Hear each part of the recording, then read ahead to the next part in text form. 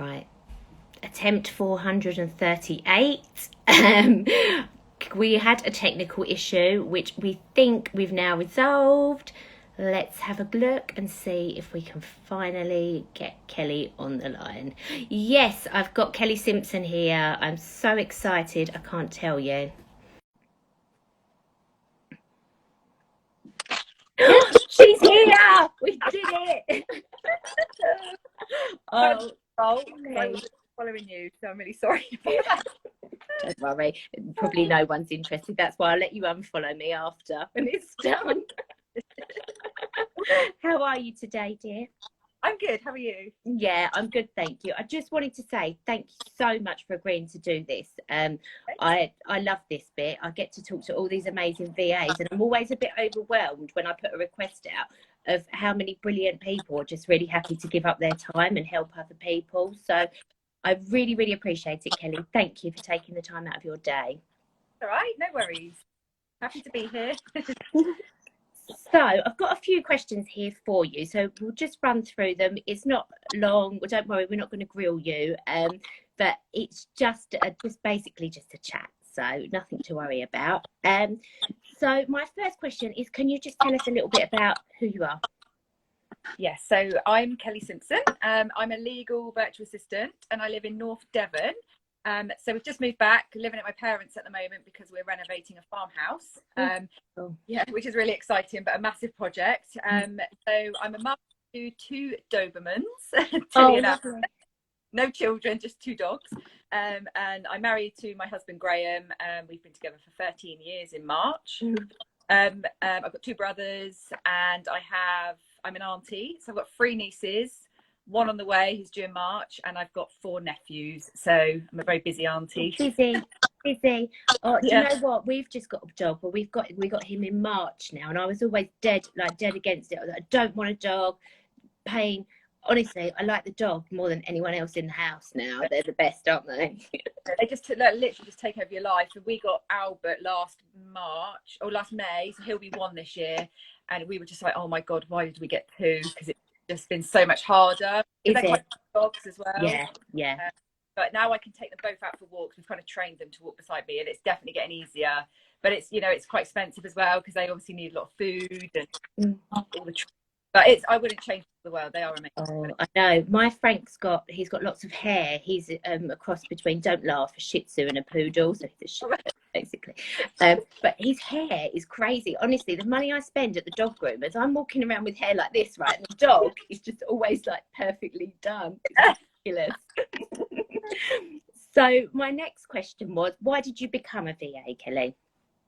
So when I started college, I did a secretarial and administration course. So I learned to touch type, which I actually just said about on my stories this morning. So I learned to do all the sort of secretarial things. And then I started working in a law firm for my first job in 2000. So I've been a PA for 20 years. So being a virtual assistant was kind of a natural progression for me. So I was living up in Bristol, working for a law firm up there on a fixed term maternity contract. And she wanted to come back when she had her baby. There wasn't a position for me, so I knew I needed to find something else. So I just started looking for PA jobs. I hadn't even heard of virtual assistants at this stage. This is 2000. Saw virtual assistant. I thought, oh, this sounds good. Had good reason. I thought, oh yeah, working at home means I can get a dog. Flexible. And I'd got to the stage in my career really where I was a senior PA, but I was getting a bit bored. I needed a challenge. I thought, oh, setting up a business, that is a challenge. So as the seed was kind of planted and that was it, I just thought I'm going to do this, and I did it. So I've been going for just over 2 years now. Fantastic. And my next question was, what do you specialise in? But you're legal, aren't you? Yeah. So because I've worked in five law firms altogether. So like I say, I started off in Devon and then I moved up to Bristol, and then we Asia with my husband's job. I worked in a law firm in Hong Kong, which was amazing, and then we came back to Bristol and I worked in a law firm there. So legal is just my niche. It's what I know.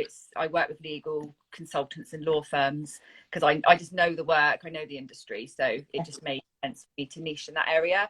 So I'm kind of like a traditional PA where I do the diary management, event management, organised travel, lots of audio typing and legal documentation work.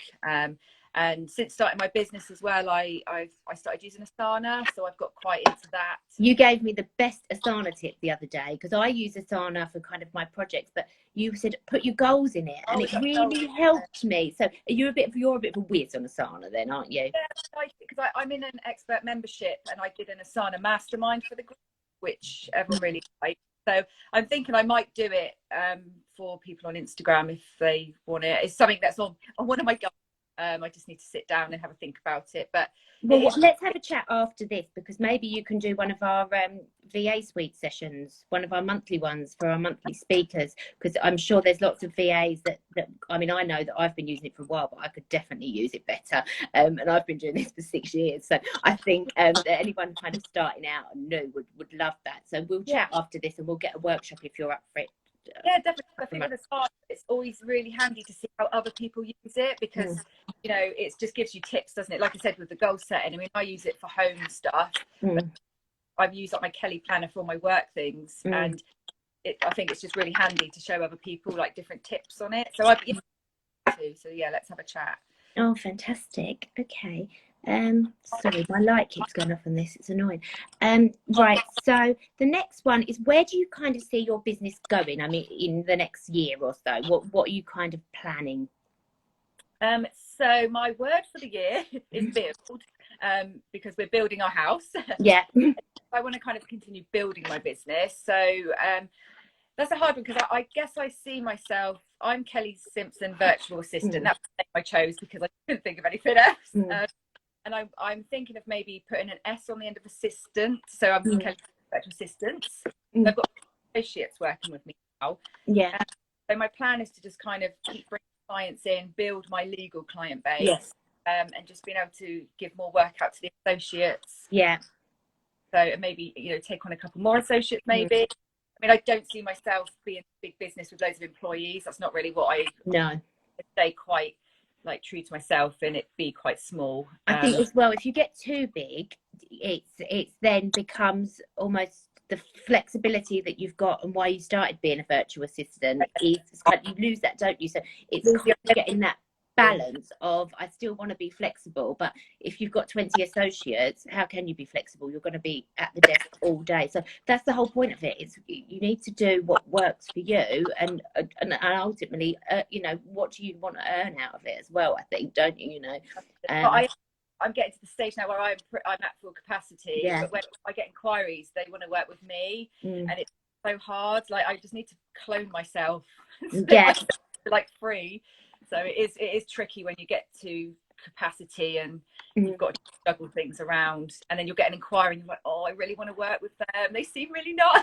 But but then if they really want to work with you, if someone's been trained by you and works under your supervision, then you kind of, you know, then it is hard. It's hard to let that go. I think it's hard because I work with associates as well. And when I first started, it was really hard to just kind of let it go. And I almost felt like I was checking their work, and like, I shouldn't be. They're all great. Like, they're probably, some of them are more experienced than me. So I don't know why, but because I think because your name's to it, it's really hard, isn't it, to just go, oh, you know, like, oh yeah, just send it out. It's kind of like you have to build that trust.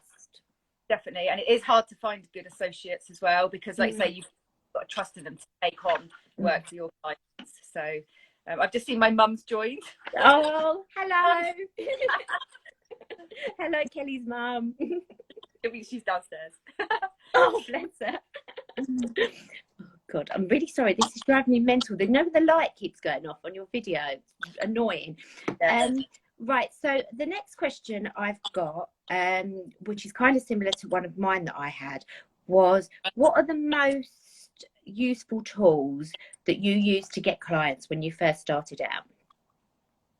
Most useful tools. So I think, I mean, let me think. I got my first proper client came through a recommendation from the last law firm I was working with. So I think recommendation is definitely key. So it's just at the beginning, just telling as many people as you know what you're doing. Yeah. And then my next big client came from LinkedIn. I just put a video. I did my first video, put it on LinkedIn, and the guy saw it. event management, and they needed someone to handle their events. Mm. So I just think LinkedIn is brilliant. I'm now, and it's one of those, you've just got to be brave. You've got to post. You've got to be, if you're posting, you can't just do one post and then leave it for a month. Yeah, doing it and just engaging with people. So I mean, social media is the tool of them all. Yeah. For getting clients. I mean, it's just great to think you can get clients when you're sat in your office. You don't even have to leave the house.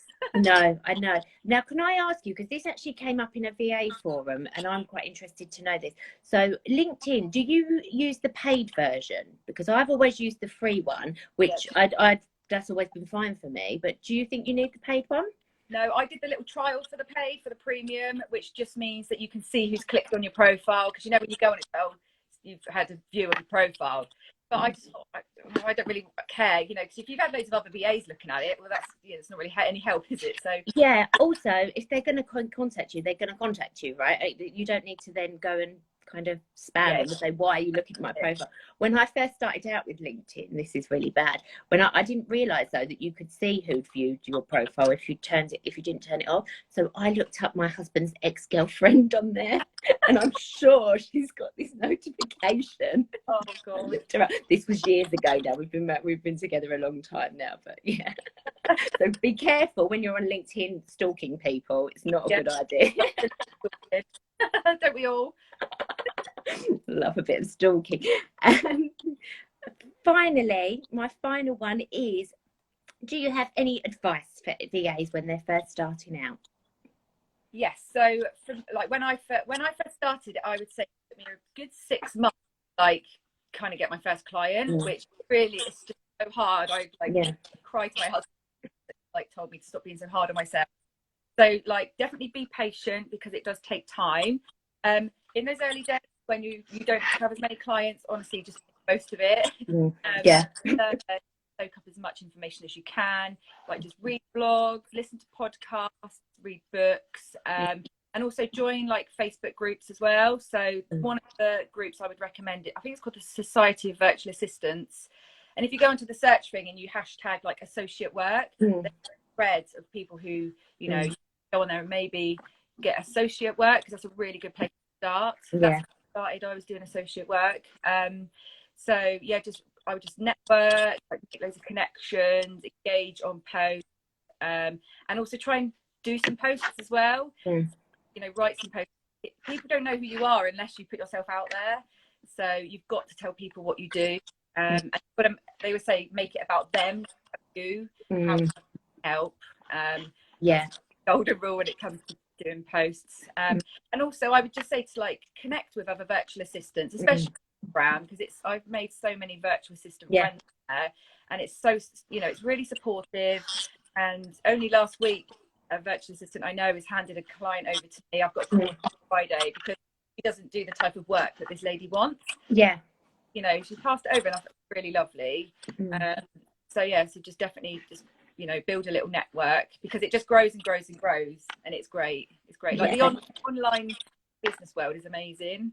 I mean, this is the reason that I started this, really, because again, I've kind of got so much knowledge from other VAs. I've had job referrals from other VAs, similar to you. You know, if I ever get a legal client now, I know where to come, because that's not what I do at all.